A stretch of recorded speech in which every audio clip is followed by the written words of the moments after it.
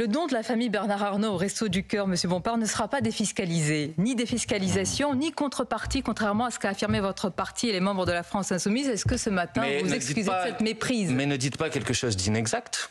Non, moi, il y aura je n'ai pas parlé de défiscalisation. Vous, peut-être, mais les autres... Mais madame, écoutez, vous êtes solidaire avec vos camarades. Mais bien sûr, je suis solidaire de tous. Et dans un premier temps, l'annonce a été faite. Et puis ensuite, il a été précisé qu'il ne serait pas défiscalisé. Très bien, j'en prends acte. Maintenant, ce que je vous dis, c'est que M. Arnault, sur ses revenus de l'année dernière, a payé l'équivalent de 12% d'impôts. La plus haute tranche de l'impôt sur le revenu, elle est à 45%. Si M. Arnault avait payé ses impôts comme il aurait dû le payer l'année dernière, vous êtes désavoué sur ce sujet. Il aurait donné...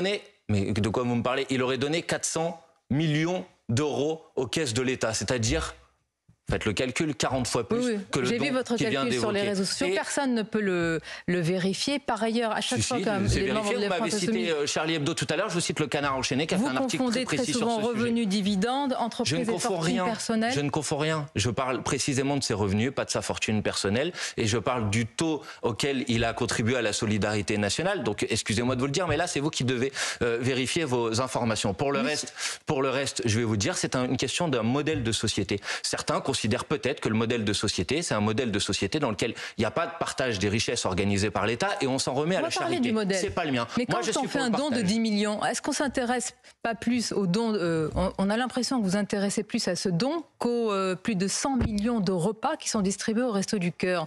On a l'impression que vous ne voyez pas l'essentiel. Est-ce qu'on ne peut pas dire dans ce pays merci, tout simplement, quand quelqu'un fait un don? Mais madame, très bien, il y a des euros qui arrivent, je les prends. D'accord. Mais j'ai pas de problème avec ça. On va pas insulter celui qui donne et qui va... Je ne l'insulte pas. Je dis juste que la question qui nous est posée, c'est est-ce que une personne qui a beaucoup de ressources comme Monsieur Arnault contribue à la solidarité nationale sur la base des règles qui sont mises en place dans notre pays pour partager les richesses, ou est-ce qu'on s'en remet à un modèle dans lequel c'est la charité? Pardonnez-moi, ce n'est pas le modèle de société que je défends. Et honnêtement, c'est pas le modèle de société. Pourquoi ce serait pas de la générosité? La ministre des Solidarités, Aurore Bergé, si vous voulez ce modèle-là, Sonia Mabrouk, prenez-le. Moi, mon modèle, c'est celui de la République française. Je préfère un pays où il n'y a pas de Resto du Cœur. Donc je vous interroge, Monsieur Bompard. Madame Aurore Bergé dit, Monsieur Mélenchon, quand il donnera autant que les grandes entreprises, on en reparlera. Puisque vous êtes très attentif au patrimoine des uns et des autres. Monsieur Mélenchon, écoutez, pardonnez-moi, Transparence et patrimoine millionnaire, combien donne-t-il aussi? Eh bien, ça, vous lui poserez la question à lui. Moi, je ne gère pas l'argent. Puisqu'on vérifie le cœur et les reins de tous. Je ne gère pas l'argent de Monsieur Mélenchon. Mais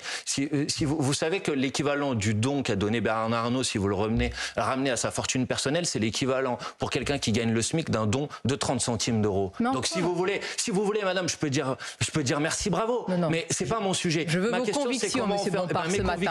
Pourquoi moins de milliardaires donneraient... Laissez-moi juste développer une idée. Donnerait moins de pauvres. Je vous dis les choses de manière très simple. La question qui nous est posée, c'est comment on fait en sorte que les plus grosses fortunes de ce pays contribuent à la solidarité nationale pour faire en sorte, effectivement, qu'il n'y ait pas besoin d'avoir de Resto du Cœur. Donc, que les richesses de ce pays soient partagées. Pour partager ces richesses, par exemple, pour que les gens, aujourd'hui, n'aient pas des difficultés à se nourrir, faut bloquer les prix sur les produits alimentaires. Faut encadrer les marges, parce que les prix sur les produits alimentaires, ils ont augmenté de 21%. Et dans le même temps, les marges de l'industrie agroalimentaire, elles ont augmenté de 70%.